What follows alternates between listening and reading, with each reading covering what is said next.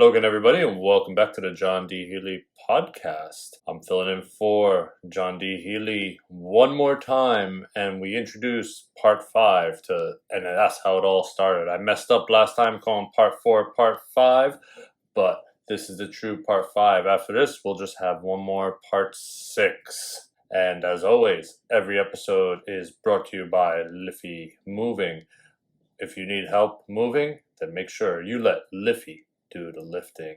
And without further ado, let's get right into, and that's how it all started. Junkies, Drugs, and Money. Donnie Treller was one of the group's school buddies. He became a junkie and robbed everybody. His specialty was break-ins. He would get caught and be sent to Rikers Island jail, one time for 9 months. I asked him how he could go 9 months without heroin, then come out and do it again. He said, "Once you know you can't get it, then you psych yourself up. It's easy. You do the time, but when you get out, you already know where it is, and you just have to have it." I asked him about break-ins. How did he know where to look in a house? He said, "You check the inside of toilet paper rolls, pull out drawers, and look underneath. Some people tape money to the bottom, or under the mattress, or under the bed. And, last but not least, you rip up the carpets." Now I know why homes that are robbed are left a mess. Like all junkies, he worked by his wits. One day, McRory was there with a young cop, and he had to leave, but the young cop stayed. Donnie moved in on him, telling him how he had given cops tips in the past. The young cop asks, would he have a tip for me? Donnie says he knows a few heroin dens, but if he wants them, he'll give them up for $300. The young cop came back 3 days later and gave Donnie the $300. Donnie gave him 2 fake addresses and left. When the young cop realized he'd been taken, he went to McRory, and McRory went to Donnie, telling him he better give the money back, or some guys will come up from downtown and beat it out of him. Donnie stood his ground, told McRory the entire precinct can come up. He never gave it back. He came into the bar one night and says to me, "I hear you're looking for a remote color TV." At that time, remotes were very hard to find. I told him, I went to a few stores, but they're all on back order. He hung around for a while, watching the TV. A customer asked me to put on a sports channel, and when I did, Treller turns around and says, "Stoney, that's a remote TV." I said it was. "Can you leave the back door unlocked, and I'll have a remote TV for you tomorrow evening." He got caught shortly afterward and did more time in Rikers.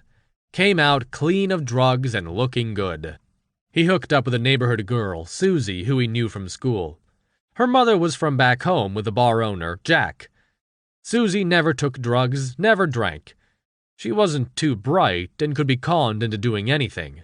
She thought it was the greatest thing that Donnie was off the drugs.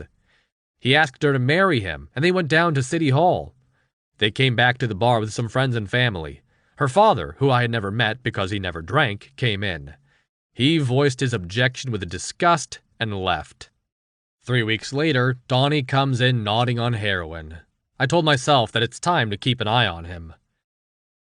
One night I'm chatting with Lieutenant Flaherty. A regular customer comes in and he says, "I'm 2 blocks away and there's a girl lying on the sidewalk asking for help. When I go to help her up, a guy appears out of nowhere shouting, 'You're robbing my wife! Now I'm going to rob you! Give me all your money!' I broke loose and ran here." About 20 minutes later, Donnie and his new wife, Susie, walk in. The customer says, oh my God, that's them! They walk out. Nothing was done. Some time passed and Donnie would come and go. One night I'm ready to leave and I see him outside. I decide to stay inside. When he realizes I'm not coming out, he uses sweet talk first. He only wants a pack of cigarettes. I yell that the machine is broke. He says it wasn't broke earlier today. "Let me in! I need to take a leak!" "Go between the cars like you always do." Then he loses it and starts banging on the door. I say, "Donnie, let me give you 2 cigarettes. I'll push them out to you under the door." Finally, he went across the street where I could see him. If he was having a bad trip, as they call it, I could have been in trouble. A week or 2 went by. I went into work, and there were Donnie and Susie talking to a tall southern truck driver. He left with them. The next day, the truck driver was still with them. Donnie tells me they're all going south to Memphis, Tennessee, for a new start in life. The truck driver was a very shady dude. He never spoke to me, never looked me in the eye.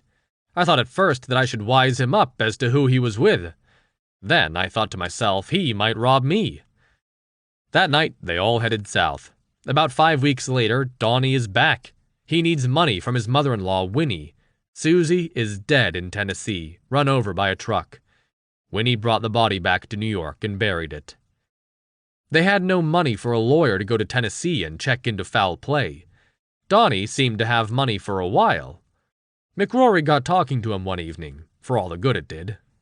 McRory said to him, "Donnie, baby, you're smart. You took her south and you got that low-life trucker to run her over, and you and him collected the insurance.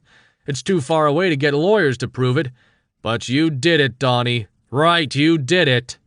It was the first time I saw Donnie not talking. He just stared McRory in the face for a long time and says to McRory, "I think you got it wrong." Nothing ever came of it. Army or Post Office. McRory, Paul, Donnie Treller, and Tommy Lynch were all about the same age.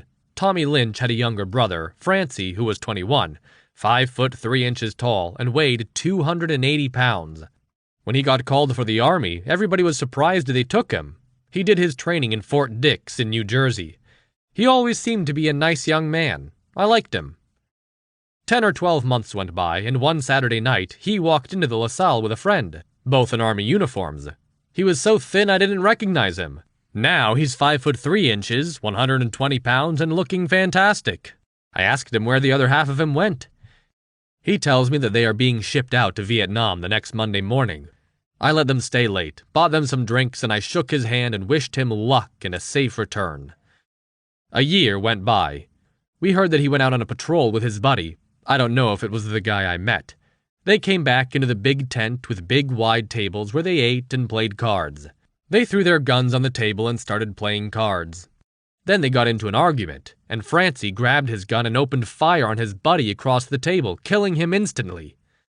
There was a lot of bad stuff going on in Vietnam, and some of it got out to the press. It was big news when Lieutenant Calley killed 25 women and children, an entire village. He got court-martialed. The Army didn't want more bad news getting out. Francie got a disorderly discharge, and he walked free. He moved out of the neighborhood, and nobody had seen him in a year and a half. One night, in he walks, all 280 pounds of him back again, wearing a postman's uniform. At the time, postmen were getting bad press for going nuts at work and shooting up post offices and colleagues. When I saw him in the postman uniform, I said to myself, he's got the perfect job. He'll go nuts again. I figured it was okay, so I gave him a drink. There were about 20 people in the bar. There was a local guy, Buddy, who liked to think he was kind of tough. There was a Puerto Rican named George, very nice man.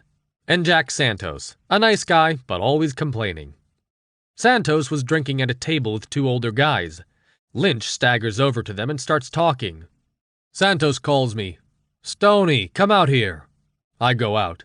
Santos whispers in my ear, "Lynch has a gun. He's threatening us." If anybody other than Santos had told me, I'd have took them seriously. I said, "Okay, Jack, I'll take care of it." So I put my hands on Francie's shoulders and I say, "Listen, you haven't been around for a long time. Those guys want to gang up on you. Now you and I know each other, so you know what I'll do." I get him out, but I never frisked him, which I usually did, because I thought Jack Santos was doing his complaining act. I lock the door. I'm so proud of myself. I figure I'll have fun and stay inside by the door. When Francie realizes he's locked out, he starts shouting to get back in.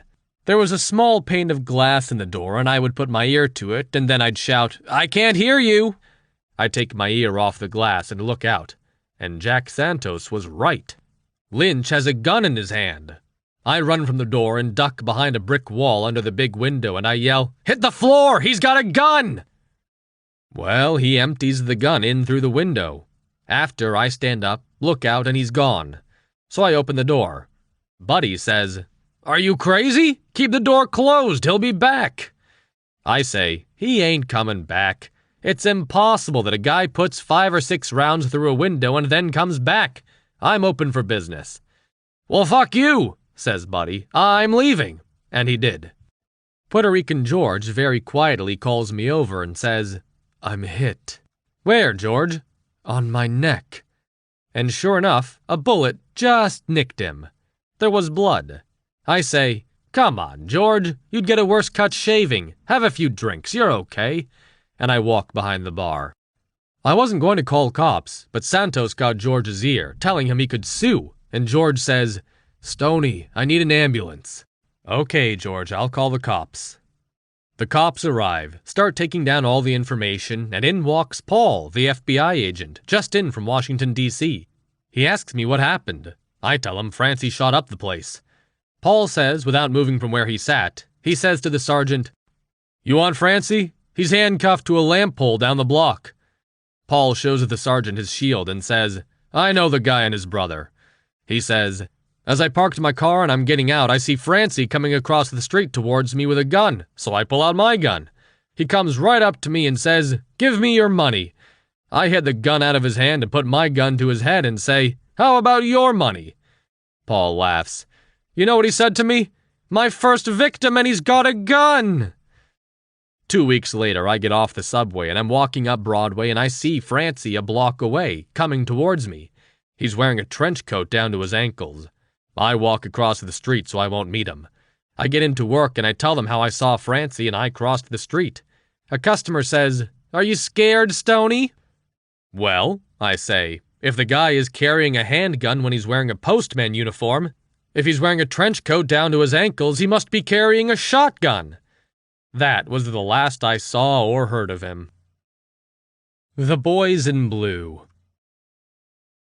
McRory, like his friend Paul, joined law enforcement, and he became a New York City cop. He would talk to people as if he wasn't in uniform, always using common sense. You would have to be very bad before he would give you a ticket. After the police academy training, they were all lined up and told what precinct they were going to work in. A lot of the young cops wanted to go to a quiet precinct.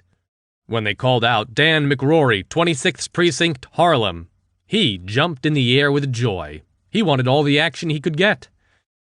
He was put on the night shift with an old Irish guy, Sweeney. First night on patrol in a police car, Sweeney says to him, "Listen here, kid. You don't have to worry about the blacks up here. There is still a percentage of Irish up here, and they're the bastards you've got to watch out for. There's a brother and sister team called Scanlon," he says. "My partner and I locked him up one night. We brought him into the precinct, took the cuffs off him before putting him in the cell, and he went haywire. He beat us bad before the other cops got to him and we got him in the cell. A few months went by and we knew he was out. We knew something else. He wasn't that good a fighter when he was drunk. We had the midnight to 8 a.m. shift, and we were watching all the bars, and one night at 4 a.m., we spotted him stumbling out of a bar on his own. We throw him in the back seat of the patrol car and drive into Central Park, pull him out and beat him until we were tired. Then we threw him against a tree, and as we're walking back to the car, he yells, 'Sweeney!' We turn around. He's using the tree to pull himself up, and he's got his 2 hands grabbing his balls. He says, 'Ah, Sweeney, I got your mother by the throat!' We were going to go back, but we were too tired. Kid, these are the guys you watch out for, not the blacks." McRory gets a new, older black partner named Frank. One night on patrol, they spot a car on a quiet street. It was shaking back and forth, and Frank stops a few cars back, gets out and walks up to the car and bangs on the window. The poor guy in the car was nude, with a woman. Frank says, "If you go to a motel, you pay, and it so happens you're in my motel." The guy reaches for his pants and takes care of Frank. Frank got transferred and became an instructor at the police academy. After that, McRory was put on foot patrol. He's walking the beat off 125th Street one night when a cab pulls up. A passenger gets out and walks away. The cab driver jumps out and shouts, "Officer, he won't pay me!" McRory follows him into the hallway of a building, takes off his hat and shouts, "Hold up there a minute!" The guy spins around and fires 1 round, hitting McRory. Somebody called the cops. They searched the building and got the guy. The bullet had hit McRory's shield dead center and put a big dent in it. When his shift is over, he comes into the LaSalle to tell his friend Lieutenant Flaherty. He shows Flaherty the incident report he has written up. Flaherty could be a little too much for the detail. McRory shows him his shield with a dent and tells him how he took his hat off. Flaherty says, "Listen, young man, you got to be careful how you word this. You may get a complaint that you had your hat off. That means you were out of uniform." McRory says, "I could be dead, and you're talking about a complaint?" After that ordeal, he gets transferred downtown. His new partner is Bobby Gates. Bobby enjoyed McRory so much, he'd laugh at anything he would say. One day they're on foot patrol on 2nd Avenue and 11th Street. There's a lot of junkies and prostitutes. They see this junkie coming towards them, bobbing and weaving. Knowing that Gates might laugh, McRory says, "Listen here, Bobby, don't you laugh." The junkie says, "Hello, officers. I was going to work." McRory says, "You're going nowhere. You're a junkie. You got no job. Get out of here." The junkie says, You can't talk to me like that. I'm a human being." McRory says, "You're not a human being. You're a shit machine. You should be used for parts." He turns to Gates, but he's walking down the street laughing. He's working on Lexington, a hangout for streetwalkers, and he notices that 90% of the cars picking up the prostitutes have New Jersey plates. He starts pulling them over for kicks, and he notices all the drivers with New Jersey plates have Italian names. He says to one Italian who was rude, "What is it with you guineas? Are there no whores in New Jersey? Your wives or girlfriends are starving for sex because you guys say, 'I respect them,' and put them up on a pedestal, then come over to New York to get a blowjob from some dirty whores." McRory pulls over a guy who was talking to a prostitute. He says, "What are you doing?" The guy says, "Nothing." "What do you mean, nothing?" The guy makes an excuse. He was looking for directions. McRory asks for his license. When he sees that the guy's address is Hicksville, Long Island, he says to the guy, "Do you see any hay coming from under my hat?" The guy says, "What?" McRory says, "Do you see any hay coming from under my hat?" The guy says, "No." "That's right," says McRory. "You're from Hicksville. Don't try to fool a cop in the Big Apple. Get out of here."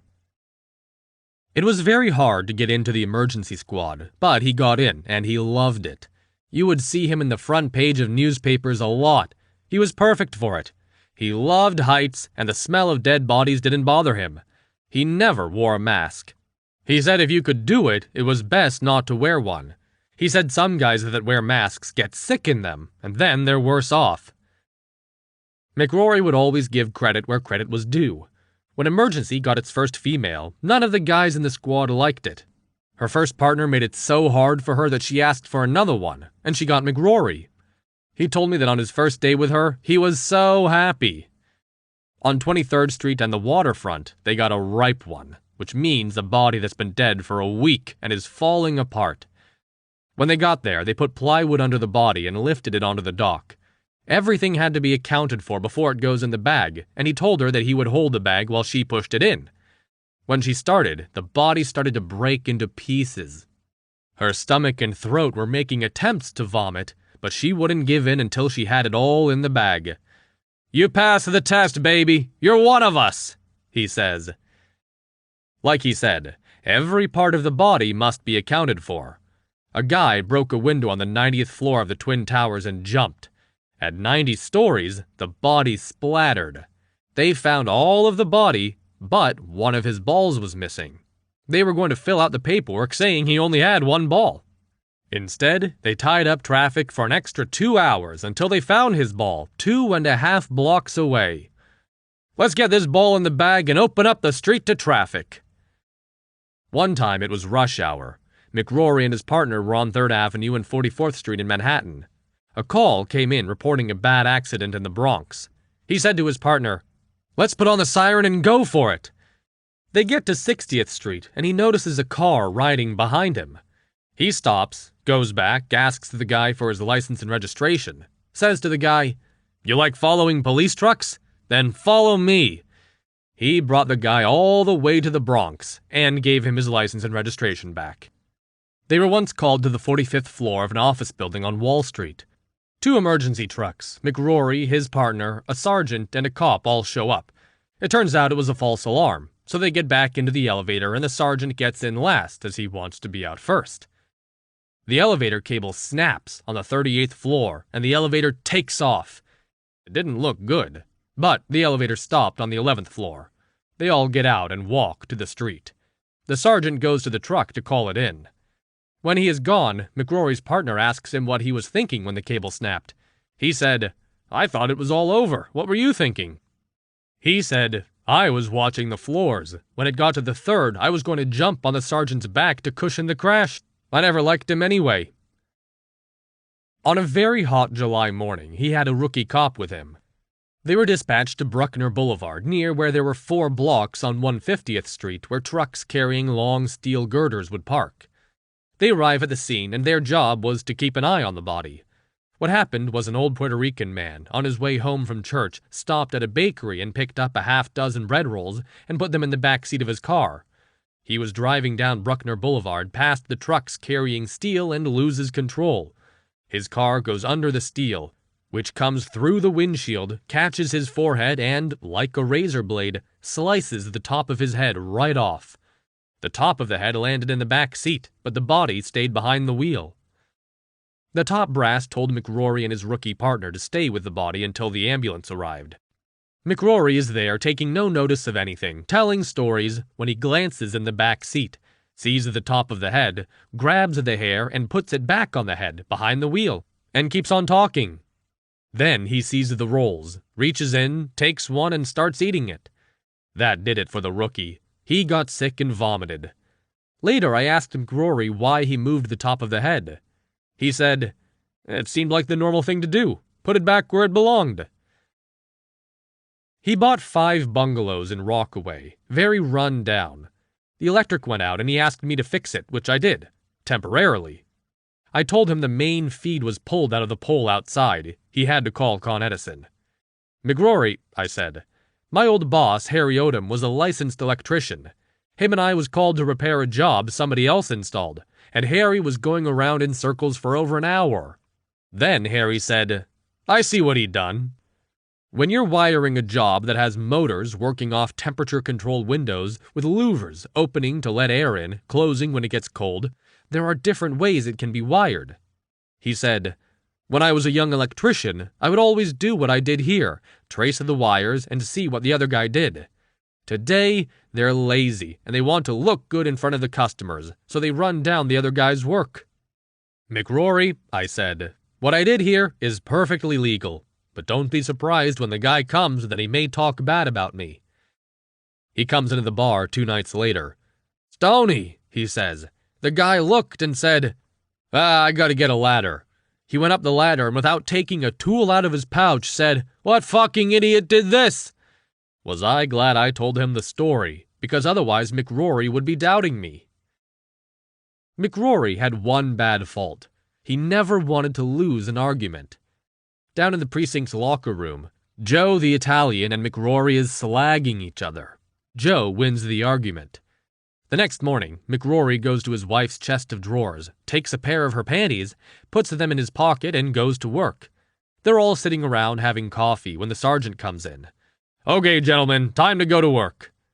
McRory pulls the panties out of his pocket and says, "I almost forgot. Joe, here's your wife's panties. I took them by mistake."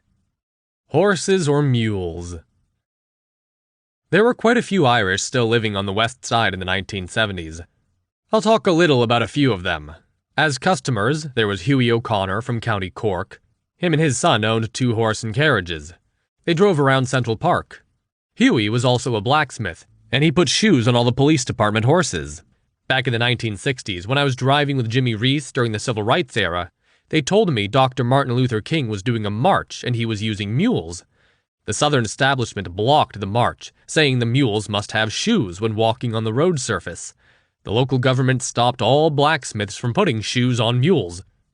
The organizers brought 25 mules to the New York Police Department. Hughie O'Connor put the shoes on them, and they were trucked back south for the march. When I was told this, I found it very interesting. Then there was Brendan O'Mara from County Galway, who worked in an insane asylum in Galway City and refused to leave his mother until she died, so he came to America late in life. He was in his 40s, which is old for coming to a new country.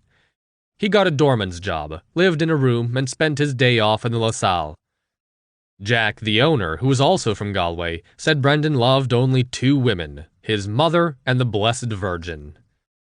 He sat at the bar, but talked to nobody. He smoked cigarettes only halfway and lined them up around the ashtray until the circle was complete.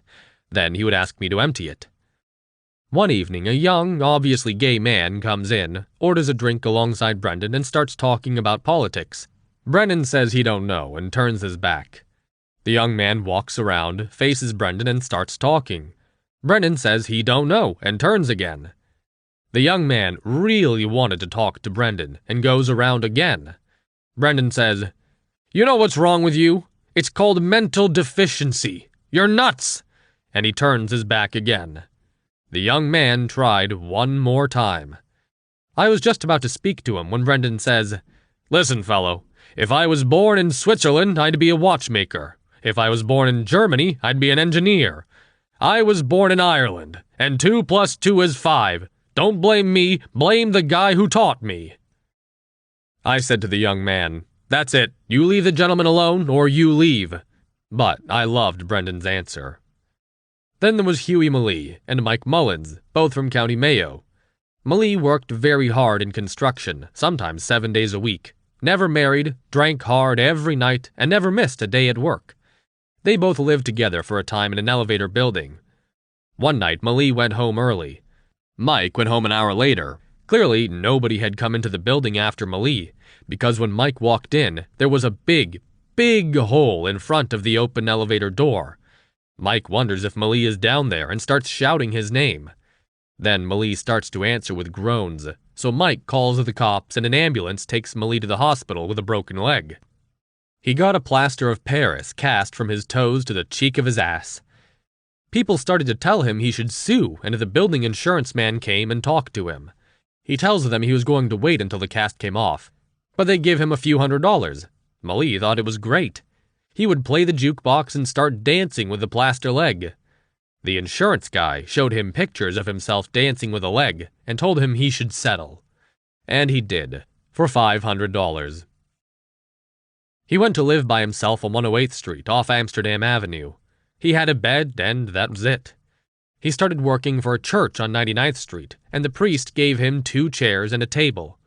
He asked me if I would bring them up to his new apartment, and I said I would, but he had to wait until I closed. At 4:30 a.m., we drove the table and chairs over to his apartment building. I got the 2 chairs and he got the table. I was going up the stairs ahead of him, and I get to the 2nd floor. There's the door, open. He says that it's in there. I say, but the door is open. He says that the only thing of value is the lock, and he doesn't want them to break it. He had a brother in Boston who owned a bar and restaurant, a mini supermarket, and a laundromat. Healy told me about a terrible tragedy his brother and his wife had. His brother was digging out the basement in the supermarket to make more headroom, and he moved all the old stoves and fridges to one side. He would fill the truck full of the clay and bring it to the dump. His 8-year-old son used to go with him. One evening he was leaving at 7 p.m. The mother said it was too late. He shouldn't take him with him. The son said he wanted to go, but the mother said no. When he came back from the dump at 10 p.m., the mother says, "Where's the kid?" He says that he didn't take him. They call the cops. The search is started, and there's no sign of him. A week later, he's moving the fridges in the basement, and he opens one of the doors, and there is the kid. They think he ran and hid when the mother made him stay home. She was never the same after that. Back in Ireland, the same week, his sister's 7-year-old son was run over by a car and killed while coming home from school. Healy was very rough around the edges, but everything he said with a smile, so he got away with everything. The cops in the precinct knew him and liked him. Back then, you could drink beer on a construction site. He was working 2 blocks from the LaSalle one lunch hour with a black partner as crazy as himself. He came flying in the door with the black partner in a wheelbarrow, telling Jack he needs a double before he can stand up. There was a woman with a camera, and she says, "Stay in the wheelbarrow, I got to get a picture." One Saturday, his day off, Jack couldn't take him anymore, and pushed him out and told him to stay out. Mully knew a guy named Rafferty who worked in the Claremont stables around the corner on 89th Street. He was always asleep. They say it's a disease you get from the horses. Mully ran in and shook the hell out of him and brought him outside. Rafferty didn't know what was going on, but he would always do anything you asked him to for a drink. Huey gives Rafferty $40, sends him to the liquor store 1.5 blocks away, tells him to get 2 bottles of different liquors, some plastic cups, and a soda and ginger ale. When he comes back, Mully sets up everything on the window outside and starts shouting, "New bar! New bar! Drinks cheaper out here!" Some people did come, and Rafferty loved his free booze. Jack just kept on working and never looked out. When Mully didn't show up in the LaSalle for a few days, Jack sent somebody to check on him. They found him dead. All anybody knew was that he had a brother in Boston, but nobody knew where in Boston. We knew a detective in the 24th Precinct named Mike Sheehan, who also knew Mully. He became well known later for arresting the preppy killer, Robert Chambers, in 1986. Jack asked Sheehan if he could try and locate anybody belonging to Mully. Jack knew of a sister in Ireland and got a collection going for the funeral. It was amazing all the money that was collected. We waked him in the local funeral parlor. Sheehan came in before the wake. He had traced a sister to London, and she had given him the brother's full name and phone number. So he called Boston, and the brother was on his way down right now. He gave him the name of the funeral parlor. That night, when his brother walked in, there were 27 people there, including Sheehan and a few cops in uniform. The brother was so impressed he could not believe his eyes. He said, "We always thought Huey would die without a friend and be buried in a potter's field, and we'd never know a thing." It was great seeing the smile on his brother's face. Talking about funeral parlors, there was a Jewish funeral parlor 1 block from the LaSalle on 91st Street. They hired an Italian immigrant, Sal. What a trickster! He had a very outgoing personality and spoke broken English. They paid him very little, but they let him sleep in the basement with the bodies. He told me they were training him how to embalm the bodies and have them looking nice for the family at the wakes. One night I was going to call for Chinese food. Sal was in the bar and he said, "Oh, I'll go and get it for you, it'll be much faster." I gave him $20 and he went to a bar on 89th Street and Broadway, Willoughby's. I knew the bartender there, Fast Eddie. Sal was gone a long time and he came back high and said he got mugged, but it was clear he drank my $20 in another bar. On another night he came in and said it was his birthday and he wanted to get drunk. He asked me what the strongest drink in the bar was, and I said 151 Bacardi rum, 95 cents a shot. He counted out $4 and said give me 4 of them, and I gave him 1 on the house and ginger ale on the side. He drank them straight down and walked out. He came back at 3 a.m. with 2 big buckets and said his boss had sent him for ice, so he loaded up from the bar's ice machine. The next evening I am working behind the bar and it is very busy. I see this little Jewish-looking man standing by the door, and he looks nervous. He just stays close to the door. I guess he was asking himself, should he stay or should he go? Probably he was never in a bar in his life, and now he finds himself in the LaSalle with 50 people screaming and shouting, but he had to talk to me. After 10 minutes I look at him and shout at him, "Can I help you?" In a low voice he says, "Can I talk to you?" I shout again, "I can't leave the bar, I'm too busy," and I lean out over the bar as far as I can, with my head between 2 customers. He squeezes into the bar. Man, is he nervous. He says, "I own the funeral parlor up the street. I have a man working for me, Sal." I say, "Yes, I know Sal." He says, "Would you please give him no more ice? We had 2 bodies in their coffins all ready for today's wakes, and last night he thought they smelled, so he threw ice all over them." Well, I could not stop laughing. I apologized for laughing and promised faithfully that I would never, never, never again give Sal even 1 ice cube. Mike Mullins, the man Mully shared an apartment with, hurt his neck and back, and he couldn't turn his neck. He had to turn his whole body. McRory came in late one night. Mullins knew him well and turned to say hello, holding his neck. McRory says, "You got a pain in your neck?" Mullins says, "Yeah." McRory says, "I can get rid of that pain for you." Mullins says, "Can you really? Can you?" McRory says, "I'll kick you in the balls right now and you'll have no pain in your neck." Mullins was out of work in the late 1950s. Once he was driving up Amsterdam Avenue and got stopped by the cops for going through a red light. 2 weeks later, he went in front of a judge, and the judge says $10 or 10 days. Mullins says he's out of work. He'll take the 10 days. The judge asked him if he really wanted to go to Rikers Island. "Yes, let the city feed me for 10 days. Later, he said it was the toughest 10 days he ever had. Mullins was a very stubborn guy. He hated to be told what to do. They let him out at 9 p.m. on a Saturday, and there was a taxi right outside the gates. He took it to the Blarney Stone on 84th Street and 3rd Avenue. He knew the owner. As he stepped on the sidewalk, a drunk bumped him and said, "Stay out of my way." It felt so good to be free. He hit the guy and he fell through a plate glass window. Then Mullins took off running. He didn't want to go back to Rikers ever again. Mullins was a carpenter. One summer there was a strike and he had no money. He had been evicted from his room when he met up with another Irish guy named Lally, who was also out of work. They decided to walk from 80th Street and Broadway to the Bowery. By the time they got to Columbus Circle, the soles came off their shoes, but they kept going and got to the Bowery at 7 p.m. They went to the Salvation Army to get something to eat. They stayed in the Bowery for 2 months, panhandling and eating in a soup kitchen. When they heard the strike was over, they got cleaned up and went back to the West Side to the Union Hall and got jobs. Mullins got a job as a carpenter on a building site near Wall Street. There were a lot of Irish and Italian workers there also. On the train from work one evening, Mullins noticed an Italian reading the Irish Echo newspaper, a weekly Irish paper. After a few weeks, Mullins was curious. He sat beside him and asked if his wife was Irish. With a growl, the Italian said, "No." Mullins asked him, "Why do you buy the Irish Echo every week?" The Italian said, "Do you want to know the truth?" "Sure," said Mullins. The Italian said, "I hate all you Irish. I know if I get into argument, there are so many of you Irish I will get hurt. So to get rid of my frustrations, I take the paper home, and when I go to the bathroom to take a shit, I use it to wipe my ass."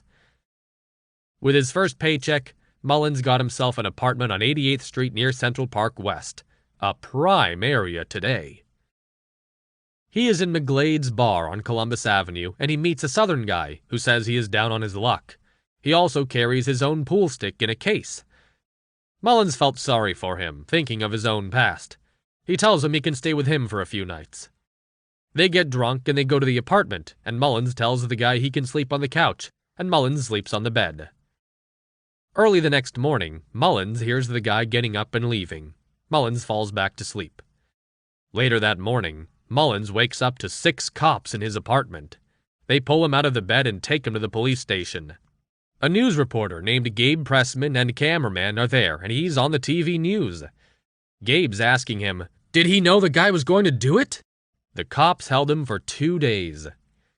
The story was that the Southern guy had a German girlfriend who left him. He knew she took the subway at 86th Street in Central Park West to go to work, so he got up while Mullins was still asleep. He left with his pool stick. Or was it a pool stick? It was a double-barrel shotgun. He waited at the subway entrance until she came and shot her dead. Then he shot himself. When the cops searched the body, they found a will made out to Mullins, saying he was leaving all he owned to his good friend Mullins and giving the address of the apartment. It took Mullins 2 days to convince the cops that he didn't know the guy. Mullins said, "He willed me everything, and he had nothing." Turn of events. Mullins moved to the Euclid, a rundown hotel on 86th Street and Broadway. No air conditioner, just open windows. There were pimps and prostitutes on every corner. As he was going home one night, a girl approached him and asked to go home with him. He said okay. She gets to his room, and now she knows the room number. She asks him for some money to get a pizza. When he takes out his money, she knows he's worth robbing. So she leaves, but doesn't come back because she can't find her pimp. By the time she finds him, Mullins has fallen asleep. When they come back, they get rung in because she knows the room number. They get up there and start robbing him. Mullins wakes up and the fight is on. He breaks loose and he fires pots and pans at them. He even throws his shoe and it flies out the window. They run, but he was out of puff. He lays back on the bed and falls asleep to be woke up by two young, scared cops and the pimp and the girl. They're saying that Mullins invited them to his room to rob them, that they got away and he threw his shoe at them, and they had it for proof. He had the other one in his room. The cops arrested him, and he had to hire a lawyer. It cost him $1,500. It is amazing how the tide can turn when you get a young cop with no common sense. The old-time cops would have known to lock up the pimp and the girl. He retired with a disability and decided to go to Los Angeles.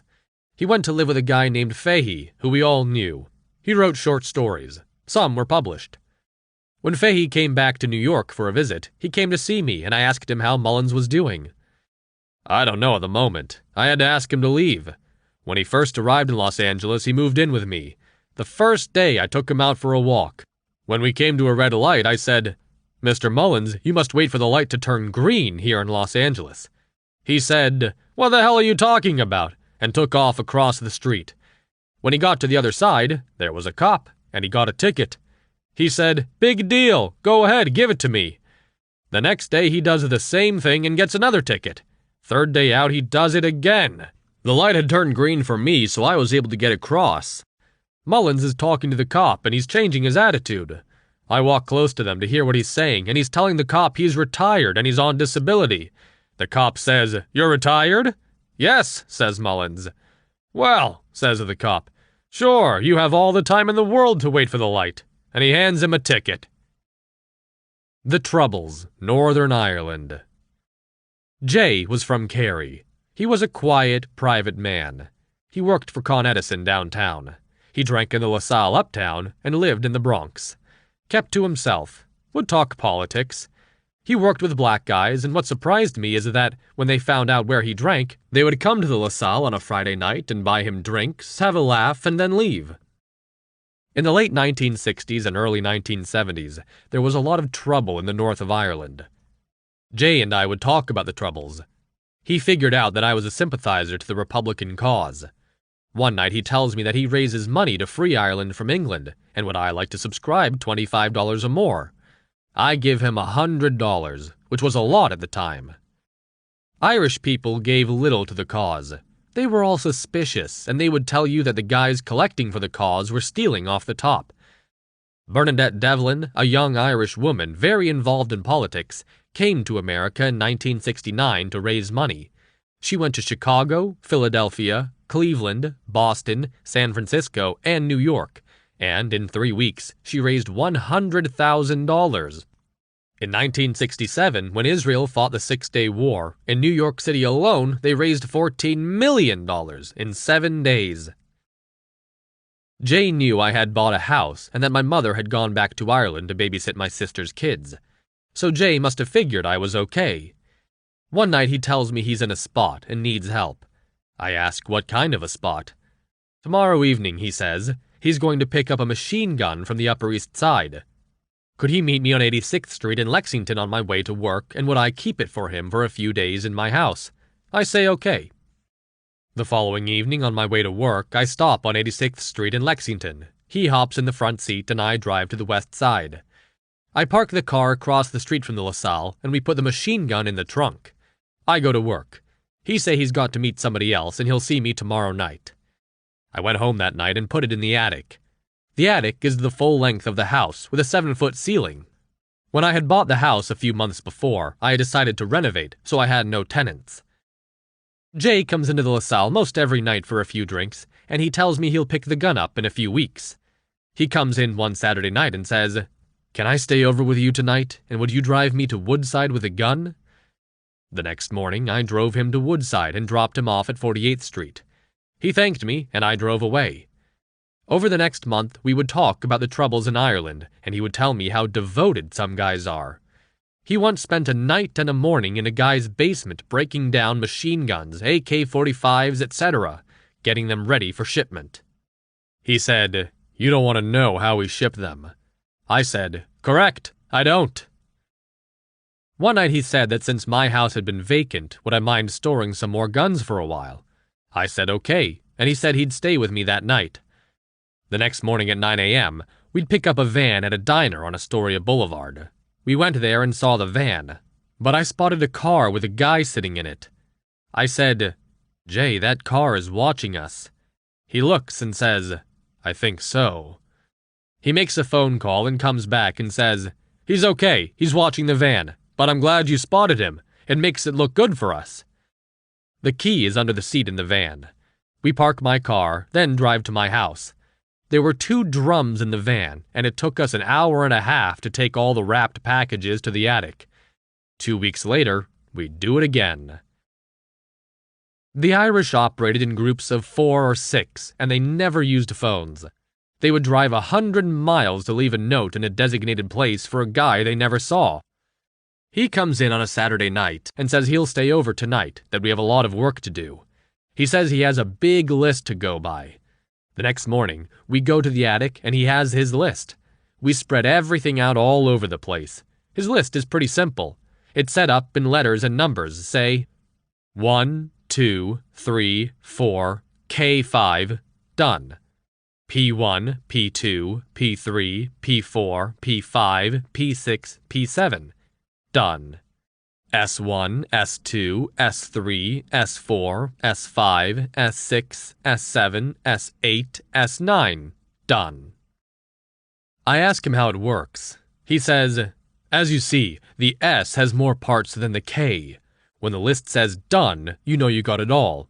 It's not good when they're assembling an AK-47 in Bogside and they're missing the bullets." When you're involved in something like this, you don't talk to nobody, not even family. So it was a big surprise, almost a shock, when my cop friend McRory approached me about guns. Here's the way it went. McRory knew an Irish rebel singing group called the Wolf Tones. They played a lot for a multimillionaire who owned a lot of places all over the world and had ties to the IRA. His name was Bill. He knew Derek from the Wolf Tones, who knew McRory. He approached Derek to ask if McRory had any connections for getting guns. Derek goes to McRory, and McRory comes to me. The fact is that I have an attic full of guns. I'm asking myself, does this guy know something? I was so taken aback that I just said that I wouldn't have a clue. I tell Jay, and he says, "McRory is a cop. He's fishing for something. Just act dumb." McRory would never get himself jammed up. But when he told a story, true or false, you had to laugh. 2 weeks later, he comes into the LaSalle and says, "Derek called me and asked me to meet Bill on 2nd Avenue at the bus stop on 32nd Street at 5 p.m. He says, "I'm at the bus stop, and it's raining. I feel like I'm in a European espionage movie." A blue Mercedes-Benz pulls up. The window goes down. It's Bill. He says, "Get in, Dan." He drives down 2nd Avenue. With his heavy Irish accent, he says, "Dan, Derek tells me you might be able to help us with some items to free Ireland." McRory says, "Yes, I might be able to get handguns, shotguns, AK-47s. Bill says, "Dan, I would be looking for something a little larger." "Like what?" says McRory. "Bazookas, Dan." "Holy shit," says McRory. "I know I can't help you." Back in the LaSalle, Jay, who knew I drove a tractor-trailer, asked me if I'd drive a tractor-trailer load of guns from Baltimore to Woodside, New York. I said I'd think about it. 2 nights later, I told him I would do it, but only if he rode with me. I knew he was a deep thinker. Once he knew he was going, he would do a lot of thinking. A few nights later, he tells me there's too much confrontation going on. He decided no. I'm okay with that. I say to him that if all those guns are coming to Woodside, why not get a driver from San Francisco or Chicago?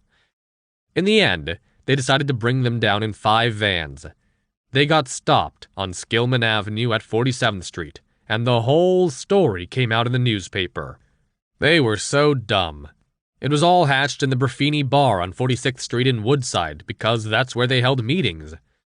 The FBI had rented an apartment across the street and filmed their movements for 2 years. They tailed them from the Breffini to Baltimore and back. The 5 drivers got 3 years in Fort Worth, Texas. They were called the Fort Worth 5. My mother wrote me saying her babysitting job was finished and she was coming back. I told Jay I'd have to get the guns out before she came back. He came a few nights later, stayed over. The next day, there was a van in the street with the key under the seat. I drove it to the front of the house and we loaded all the barrels into it. I drove it to a diner 2 blocks away, left the key under the seat, and that was it for me. My viewpoint changed. I was in Ireland some years after. I was in a small town called Muff in County Donegal, close to the border. I met a businessman. He told me at one time he had 2 dance halls, one south of the border and one north of the border. He said the IRA approached him and demanded the money taking from the hall in the north for 2 dances each month for the cause. They came a second time and shoved a gun in his mouth to scare him and broke 4 of his teeth. He had to close the hall in the north. He showed me his missing teeth. Like lots of conflicts, some people get in for personal greed. They are only gangsters and thugs. They are in for the money, not sincere wishes. The Good Friday Peace Agreement was signed in on April 10, 1998. It took ant of negotiations and courage by people on all sides. North, South, British, and the USA. People like John Hume, Jerry Adams, Ian Paisley, Martin McGuinness, Mo Moland, Albert Reynolds, Bertie Ahern, Tony Blair, Bill Clinton appointed George Mitchell. What great work they did, but to name a few. We have over 20 years of peace, new prosperity for the North. The killings have stopped. The Good Friday Agreement does leave an option for a united Ireland in the future by democratic means. In the meantime, let's all live in peace and harmony. Crime, corruption, cops. When I started at the LaSalle in May of 1968, cops from the local 24th precinct, plus cops from the 20th and 26th, used to come in. They all paid for their drinks when they were off duty, except for a few. The 24th precinct cops never paid while on duty. The LaSalle was never held up, but stick-ups were common in the neighborhood and all over the city. It got so bad the police commission set up a robbery squad. Cops were assigned in pairs, and they would sit in chairs in back of bars, in supermarkets, and behind hotel curtains. When the robbers came in, they killed them. It worked fine until one night in a hotel at Kennedy Airport. 3 robbers came, 2 guys and a woman, all with shotguns. From behind the curtain, the cops shot and killed the 2 guys first.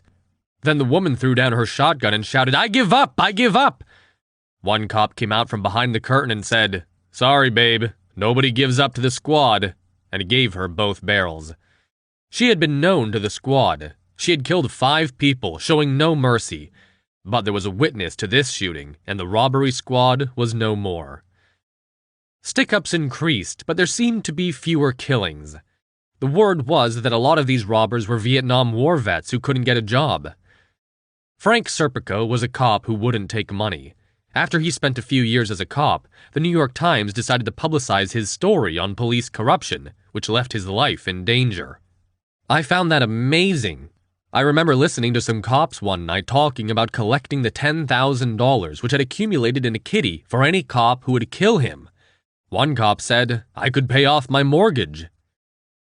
They transferred Serpico to Brooklyn, where they got a junkie to do it. The 2 cops with him left him lying there for 15 minutes before they called an ambulance. But he survived, and the Knapp Commission was set up. Up to that point, cops had had it made. In and out of uniform, they paid for nothing in their precinct, and a small percentage of cheap cops tried their hand at not paying anywhere. I recall a detective named Crowan coming in and ordering scotch. He had 4 shots, showed me his shield, and said he's new in the precinct, and walked out. The next time he came in, he told me he was transferred from Midtown. He told me he found an underage kid drinking in the Blarney Stone and demanded $1,000 to leave the place open. The manager called the owner, Dan Flanagan, who owned 27 Blarney Stones and was a friend of Lieutenant Flaherty's, both of them being from County Galway. Flaherty was retired by then and lived around the corner. Crowan had the nerve to tell me how he shut down the Blarney Stone, letting me know what could happen to this place. I told the story to Flaherty, who said, Isn't it very interesting? This guy Crowan got transferred out of Midtown, where there's a lot of money, to the 24th, where he will make half. The 24th doesn't have a Blarney Stone in it, and Dan still has clout. A few nights later, Crowan came in with another detective at 3 a.m. and drank until 5 a.m. A bartender had to stay with those bastards until they wanted to leave. Most cops had a few drinks and left, but those guys took it too far. As they were leaving, he told me to give him a case of Budweiser. I brought him a cold case of Bud. He waited for me at the door. After I put it down on the floor, he put a $1 bill in my shirt pocket. I said, "You don't have to do that." He said, "Stoney, you don't tell me what I do or do not do." "Okay," I said. The shooting of Serpico brought things to a head. After that, they brought in a guy called Knapp and formed what they called the Knapp Commission. Let's just say the shit hit the fan. No cop could drink in the precinct he worked in. They had undercover cops watching cops on patrol. But like everything that changes, it went too far the other way. An old woman on Broadway and 88th Street saw a young cop on patrol go into a Haagen-Dazs ice cream store and order a scoop of ice cream. The manager gave him 2 scoops and charged him for 1. The old woman called the IAD. They put 2 plainclothes cops in a car to watch him. It took 3 weeks for the cop to get a sweet tooth and go in for a scoop of ice cream. One of the plainclothes stood alongside of him on the line. He didn't ask for 2 scoops, just 1. The manager gave him 2 anyway, and the young cop got a 2-day suspension. What a waste of manpower. No common sense. Cops were getting locked up, suspended for taking a free cup of coffee. A bartender could get in trouble if he didn't report a cop asking for a free drink. The tide had turned, but if I knew the cops, I would take a chance and give them a drink. One night, Crowan came in on his own, I'm sure it was to check me out, and asked for a Chivas Regal Scotch whiskey. I poured it and said, $2.75, please. He said, "Who the fuck do you think you're talking to?" I said, "I'm talking to a cop who won't pay for his drink. If you don't give me $2.75, you don't drink it." He said, "I don't pay." I said, "Mr. Crowan, you're lucky I got a lot of respect for cops. You got transferred from Midtown because of your greed, and if I make a phone call, you may get 30 days and a transfer to Staten Island. I will do you that honor. No phone call." And I threw the drink down the sink. He got up and walked out, saying, "I'll get you." I said, "Be careful, Mr. Crowan. Don't push it. I may get you." I never saw him again. Boy, did I feel good. Up one block on Columbus Avenue, a Puerto Rican man owned a bar. He worked days. Once, when he had finished his shift at 6 p.m., as he was walking into the back with the day's receipts, a young Puerto Rican pulled a gun and demanded the money. He was so close to the old man that the old man grabbed the gun. It went off, hitting him in the stomach, but he was able to turn it around and shoot the guy with his own gun. They both died before an ambulance arrived. There was a young black man who opened up a beauty salon 2 doors down from the LaSalle. He lived in the back of the store, and when he closed up at night, he would come in with some younger guys and drink in the LaSalle. I didn't work on Sundays. When I got to work one Monday, Jack, the boss, said to me, "The hairdresser next door got tattooed. They found him in the back of the store. There's a bull in the kitchen, wants to talk to you." The word bull was a slang word used in the 1940s and 1950s for a detective. I went into the kitchen, and this cop had in his hands at least 100 photos that he had found in the hairdresser's store, all of men. He looked me straight in the face and said, "Did you know him?" I said, "I didn't know him, he just drank here." "Did you know he was gay?" "Yes, I did, he didn't hide it." "Were you ever in his place?" "No." "Did you ever get your hair cut there?" "No." "Did you know he was very well hung?" "What?" Up to that point, I had never realized I was so naive about what's happening around me in the world. He starts to show me pictures, some with 1 guy, some with 2 guys, all with erections. He's watching my face to see my reaction. As he's going through the pictures, saying, "Oh, look at this one. Here's another. Oh, here's another. Oh, here. Now that's a big one." I could feel my face getting red and so hot I was sweating. I said I had never seen anything like that in my life, and I didn't want to see it again. I said, "But it looks to me like it's doing something for you. I'm going to work." He put the pictures in his pocket and left. Later on in the week, I heard people say it was a hate and passion crime. Someone had cut his penis and balls off and pushed everything through his mouth into his stomach with a broom handle. There was a Puerto Rican man, Louis, who used to come in with his 17-year-old son, Angel. They were both very nice. Angel would drink a soda, and Louis would have 1 or 2 drinks and go home. You could see Angel had great respect for his father. This was the 1970s, and Angel had a large afro hairdo, almost as big as O.J. Simpson's in the movie Naked Gun. I said to him that he had the largest afro I ever seen. He told me some people tell him to cut it. As usual, I was off on Sunday, and when I got to work on Monday, all the talk was about 4 young guys put on their knees, heads down into a bathtub in a vacant brownstone up the block, next to St. Gregory's Church. The old-timers like to tell you this was a good neighborhood, that Babe Ruth got married in St. Gregory's Church. Only one guy survived. That night, Louis came to tell me about the killings. His son, Angel, was the survivor. A few nights later, Angel came in on his own. I asked Angel if he could talk about it, and he told me that he had 3 friends who were older than him, who dabbed a little in drugs, and kept them in the vacant building up the block. Late that Saturday night, they had decided to go down to Times Square, which, back then, was very dangerous. The scum of the earth hung out there. At 5 a.m., they met 2 guys who wanted to score some drugs. His friend told them they had some, they can sell them. The 2 guys asked where it was, and they told them 10 minutes by cab. They took a cab up here, and the 2 buyers told the cab driver not to wait for them. They ask where the stuff is, and Angel and his friends tell them it's on the 4th floor. The guys tell them that, since this is their neighborhood, they were holding all the cards, and they didn't want to go up there with all 4 guys at once. They said to Angel and his friends, "We'll go up with 1 at a time." They agreed. After a few minutes, one of the guys puts his head out the window and shouts, "Okay, 1 more come up." 5 minutes later, he puts his head out again. "Okay, 1 more." Then Angel's down there on his own. I don't know why I didn't go home. I was getting nothing out of it, and the whole deal couldn't be more than $100. They call me up, and I run up. Before I knew what was happening, I was on my knees with a bullet in my head. I knew I was alive, but was too scared to move. I lay there until I could see daylight. I decided to move. I look around and see nobody. I run to the roof, go across 2 buildings, and come down on the street. I run to Columbus Avenue, see a cop car, and tell my story. I asked Angel to come into the kitchen to show me. The bullet had gone in 1/8 of an inch. It was amazing. The largest afro in the neighborhood had done the trick. I said, "Angel, what are you going to say to the next guy who tells you to cut your hair off?" There was a liquor store on 88th Street and Amsterdam Avenue. The owner opened at 11 a.m. and closed at 1 a.m.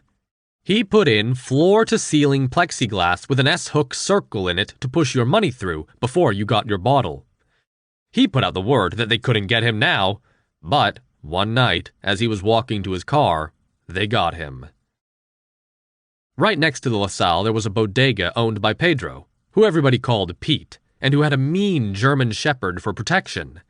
He was robbed one night. They cuffed him to a steam pipe. After the cops came and freed him from the pipe, he came in to me for a drink. Pete told me, "You know what they said to me, Stoney? They said to call off the dog or they'll shoot him. We ain't cuffing the dog." And then they cuffed me to the steam pipe. Dumbstruck during the LaSalle StickUp. A few of the cops I was friends with would come in to say hello and tease me. They would say, "What are you going to do now? It's only a matter of time until they figure out there are no cops in here. What are you going to do?" I decided in my head I would faint face first on the floor. What can you do to somebody that fainted? So every day as I drove to work, I would repeat, and repeat. I'll faint, I'll faint, I'll faint. I got it now, I'll faint. I was at the front of the bar one night watching the TV. There was only 5 customers. 3 guys came in fast. One guy jumped over the bar. It happened in seconds and put a gun in my ear. Yes, my ear. He ran me to the register, told me to open it. I did. He took the money, and what I didn't realize was that there was a second drawer that had never been used. Whenever the boss got a rubber band, he would string it from the second drawer button and clip it to the release button. There must have been 10 years of rubber bands on there to stop the button from being pushed down. The guy told me to open the second drawer. I knew what to do. As I started taking off the rubber bands, he yells, "I'll give you to the count of 3 to open it!" I must have kept my cool, because I said, "You can count all you want, but if I don't get those rubber bands off, it ain't opening, and there's nothing in it anyway." I couldn't tell if he counted or he didn't count, but I got them off, and I got the drawer open. There was nothing there. The other guy yelled, "Get the customers!" He did, and they ran out. I realized then and there that a person can talk to himself all he wants, but only when it happens does he know what he's all about. My reaction was, do what I was told. The faint thing went out the window. The customers told me to call the cops and call the boss. I said, "I'll call the cops, but I ain't calling the boss. What can he do? Nothing." But they kept on insisting. I figure they must know something I don't, so I gave in and called him. When the cops arrived, we gave them what information we could. The cops handle situations like this. There was a sergeant with them. He said, "I'll take the information and let's all have a drink." Pat Kenny, from Dublin, an off-duty cop from the 26th Precinct, who I knew from years before he was even a cop, came in. He wanted to know what he missed. As I'm telling him my version of the stick-up, in walks Lieutenant Flaherty, just retired. They knew each other. It was in his blood. He just became very official about things. Now he's calling me bartender. He says, "Bartender, did they rob the customers?" "Yes, sir," I said. He turns to Kenny. "Officer Kenny, if you were sitting there, how would you handle that situation?" Kenny says, "You'll have to give up your gun." "Give up your gun," says Flaherty. "What else could you do?" asks Kenny. "As a cop, you must move, live, or die," says Flaherty. "Let me tell you," says Flaherty. "Jack Bennett, the boss, is a good friend of mine. If I'm sitting at my favorite place at the end of that bar, and they rob the register only, I won't make a move because Jack has insurance. But if they rob the customers and come to me to take my gun, don't you know that the complaint will be wrote up as cowardice?" Kenny says, "Times have changed. You're too old." "All right," says Flaherty. "Let's hope you never have to find out." The next evening, when I went to work, Jack, my boss, said to me, "If you're going to stay working for me, there will be stick-ups. Please don't call me. There's time enough for me to find out when I come in at 7 a.m. Last night you woke me up, but I never got back to sleep." I said, "It's no use telling you now, Jack, but I didn't want to call you. It won't happen again." I find this interesting. If I was uptown on 125th Street the day after the stick-up and I bumped into the guys who robbed the LaSalle, I wouldn't recognize them. But 2 nights later, with 30 people in the bar at 2 a.m. and Flaherty sitting in his favorite chair at the end of the bar talking to a man and his wife. The bar had 2 doors. When you opened the second door fast, the wind slammed the first door shut, which caused you to look. They came in fast again. 3 guys, and when I looked, I saw it was the same guys. I ran to Flaherty and said, "The same guys are back," as he jumped off his seat. By now, 1 guy is at the register, and the other guys are yelling, "Stick up!" Flaherty is on his feet, gun out, standing in the middle of the floor, shouting, "Police! Police!" 1 guy says, "Fuck the cops!" and comes at Flaherty, shooting and missing him. Flaherty fires 2 rounds. The guy turns and runs. The guy at the register jumps back over the bar. Flaherty waits until he's going out the door and lets off another round. I find it amazing that I never thought of fainting. I never thought of ducking. I was so dumb. I just stood there watching every move like I'm enjoying it, and I think maybe I was. Flaherty says, "Call the cops, I hit them both." I say, "I don't think so." He gets a little frustrated and says, "Listen here, I had a lot of things to think about. I couldn't shoot the guy at the register because if I missed, the bullet would go through the window and hit a passerby. I had to wait until he was going out the door. I hit them both. First guy high up, second guy in the leg." At that time, cabs also got stuck up a lot. So much so that the police department set up a cab spot check, where they would have 2 cops stationed at a busy intersection to look into cabs when the light was red. They would say hello to the customers and the cab driver, ask if everything was okay, and send you on your way. When the cops arrived, it was good fortune for Flaherty and a bad fortune for the robbers. It turned out that there were 4 of them, and they had hijacked a cab to do some stick-ups. It seemed that they had planned it very well what to do if they got stopped by a cab spot check. When the cab was stopped on 96th Street on Amsterdam Avenue, 10 blocks away, the 2 guys who were shot jumped out on top of the cops and knocked them to the ground, while the other 2 jumped out the other door and got away with the guns and the money and the evidence. The cops in the bar were enjoying their drinks, with a walkie-talkie on the bar, and a voice comes over saying, "2 suspects with bullet wounds at the 96th and Amsterdam cab spot check." "That's it," says Flaherty, taking 2 customers as witnesses. At closing time, he came back with his witnesses and walked down to the end of the bar, calling me bartender. "You got to go up to the precinct to identify the guy in the cell. Now, when you go up there, the guy in the cell is the guy that was at the register. These 2 people here said it, I said it, and you say it. He only has a flesh wound.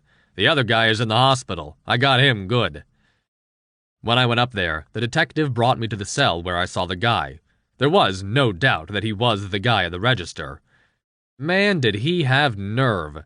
When he saw me, he came running from the back of the cell, put his hands through the bars, screaming in a loud voice, "You ID me and you're dead, motherfucker!" I thought it was all a joke. I said to him, "What are you upset about? The game you're in, you win some, you lose some." I pointed at him. "Yes, detective, that's him. That's him. Ha ha." The next evening when I got to work, Flaherty was waiting for me. He told me the guy in the cell is having a court hearing at 10 a.m. the next day. He tells me, "You stay with me tonight. I have a couch you can sleep on. I'll cook breakfast in the morning, and we'll take the train down to the Center Street." We got there and got called up in front of the judge at 11:30 a.m. Flaherty and I were on one side, and the guy, whose name was Hudson, and his legal aid lawyer on the other. The judge said that bail was set at $10,000. His lawyer said that there was no gun found, but the judge said, "Here's the police lieutenant who fired his gun, and they dug out 2 bullets from the wall. The use of a gun stays." His lawyer went to bat for him again, saying, "Mr. Hudson has been on good behavior for 10 months, and he belongs to the Rockefeller program."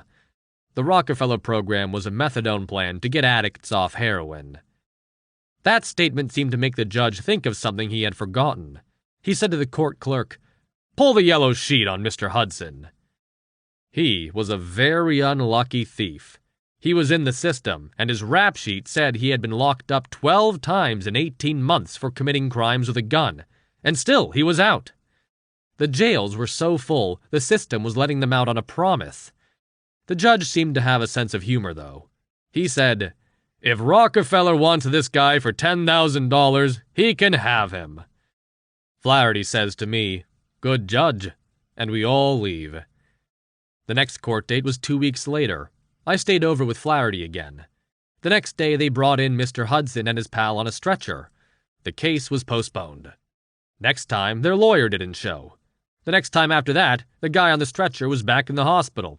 And it went on for 3 months and 12 trips to court.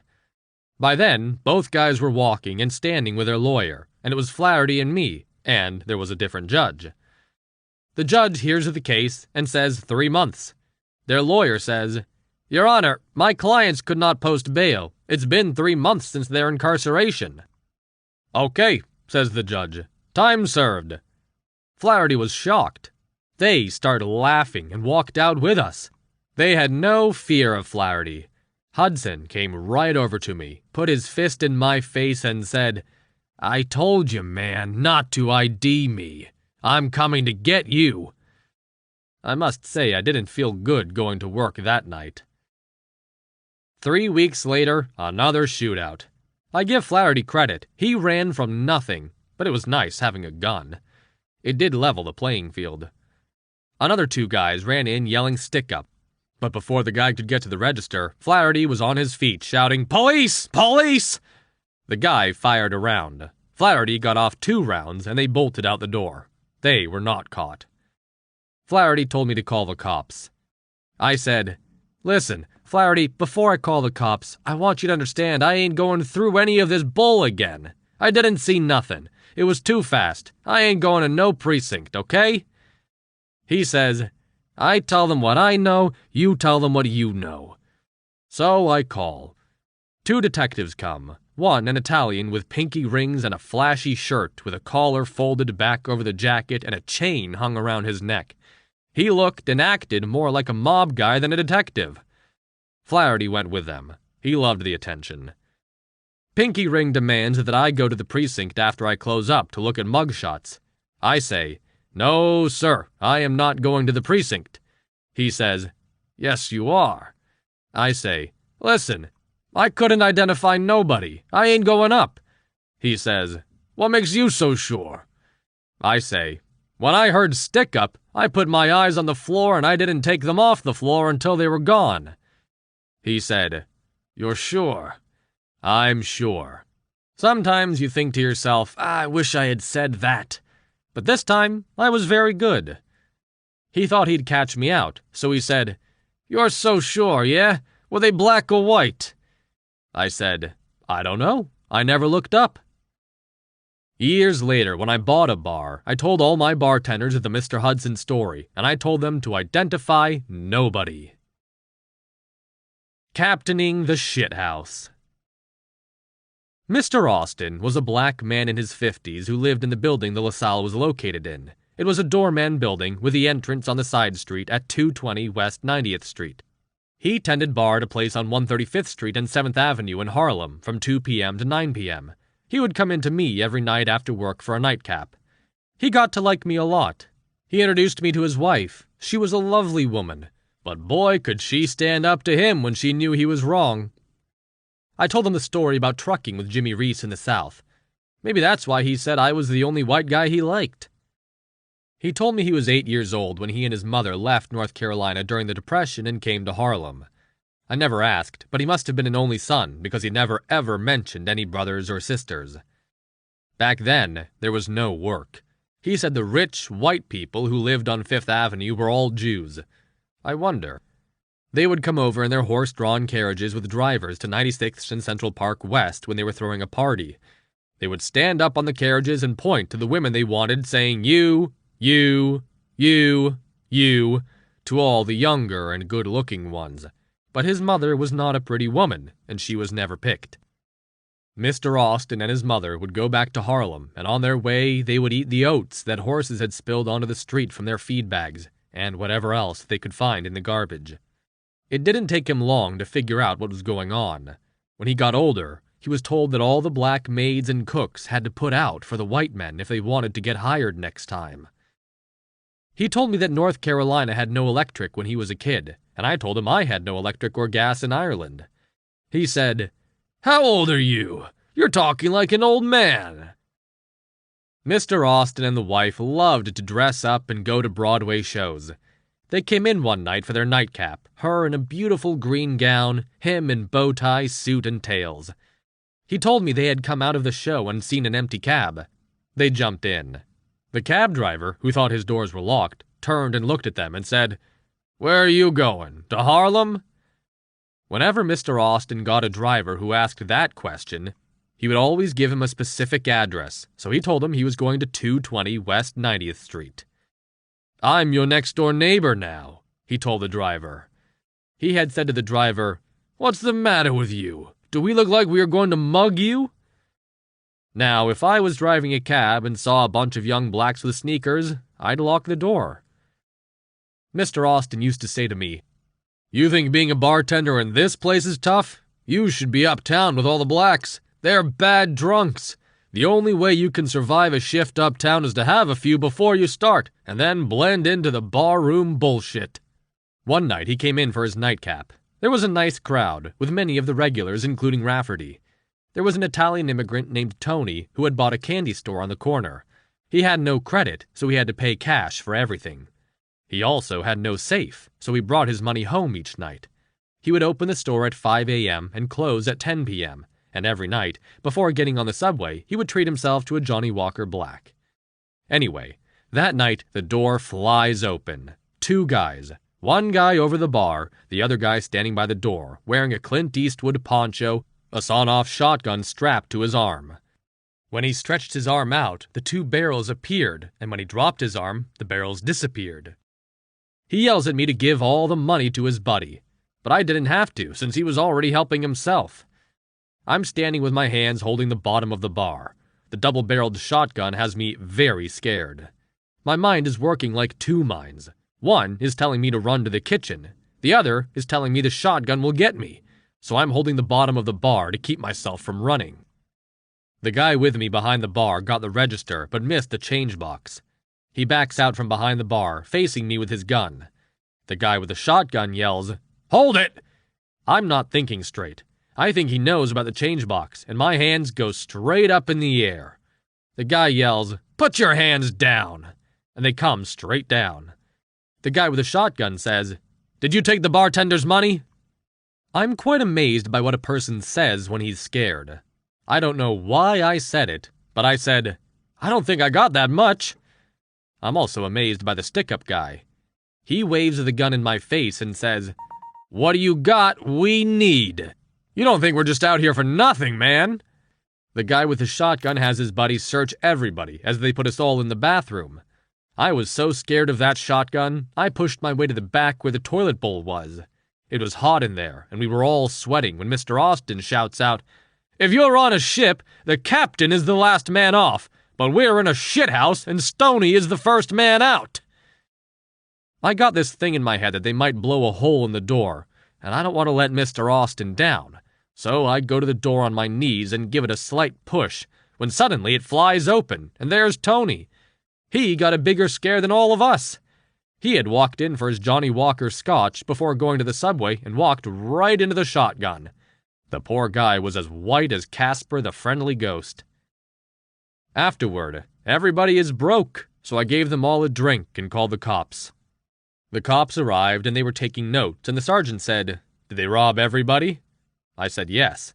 Just then, Rafferty wakes up, stumbles to the bar, puts up a $10 bill, and asks for a Seagram 7 and 7.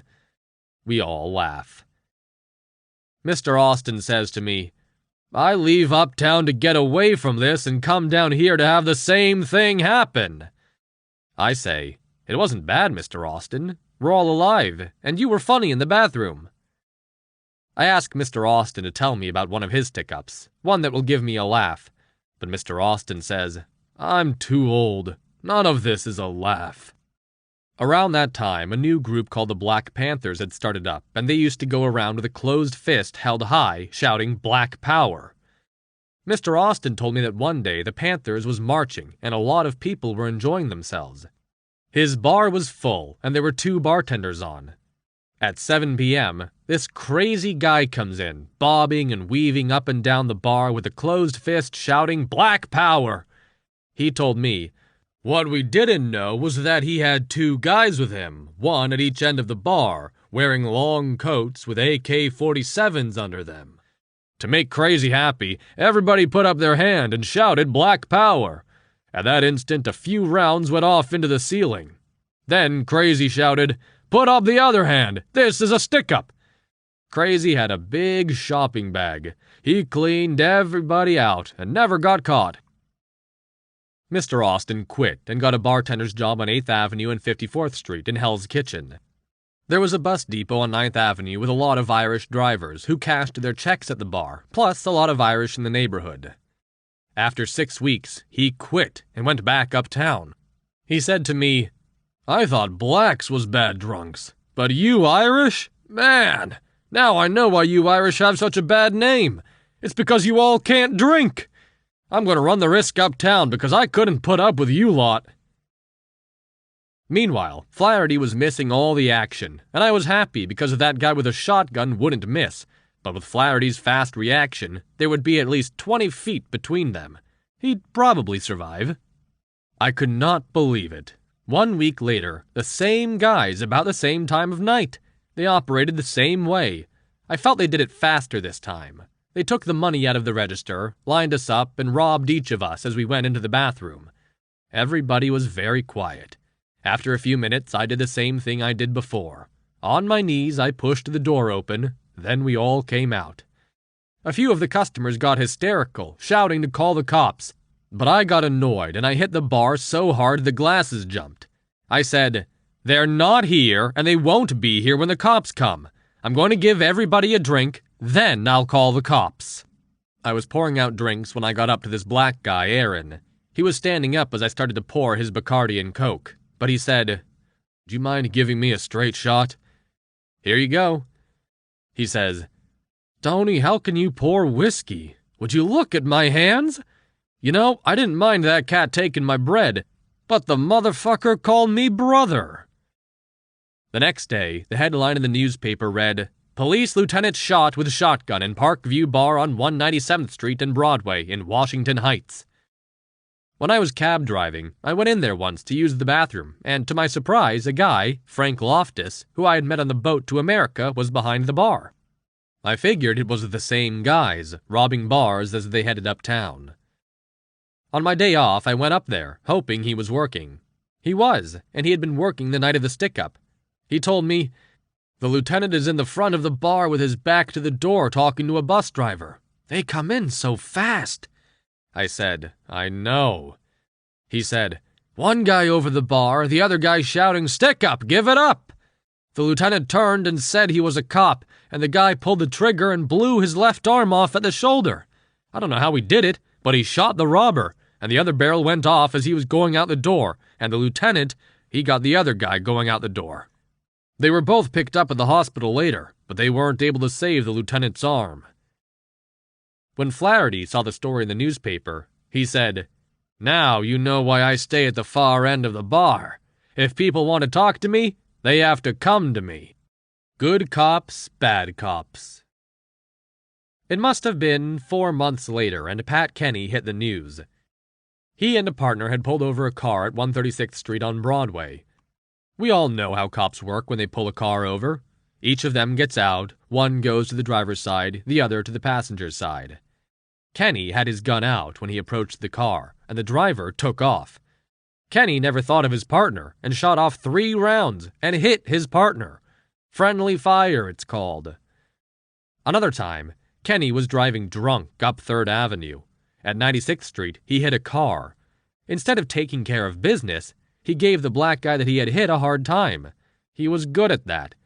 But the black guy had some clout and called the cops. There was a precinct house just 2 blocks away, and when the cops got there, the black man said to the sergeant, "I need him to have a sobriety test." Kenny was in shock. Sergeant gave him one, and he failed, and the police department gave him a 30-day suspension. He came into the LaSalle one night when McRory was there. McRory had been in emergency services and had 100 medals for bravery. Kenny, with a chip on his shoulder, started running down the guys he worked with. McRory jumped and said, "I heard from Flaherty that you were going to give your gun up to robbers. You've never gotten a commendation. The only thing you've done as a cop was to get drunk and ram a guy's car and shoot your partner." When Kenny was a kid, he had a serious knee injury playing football. He came to New York and took the entrance exam for the NYPD and got in. But now he knew the department was out to get him.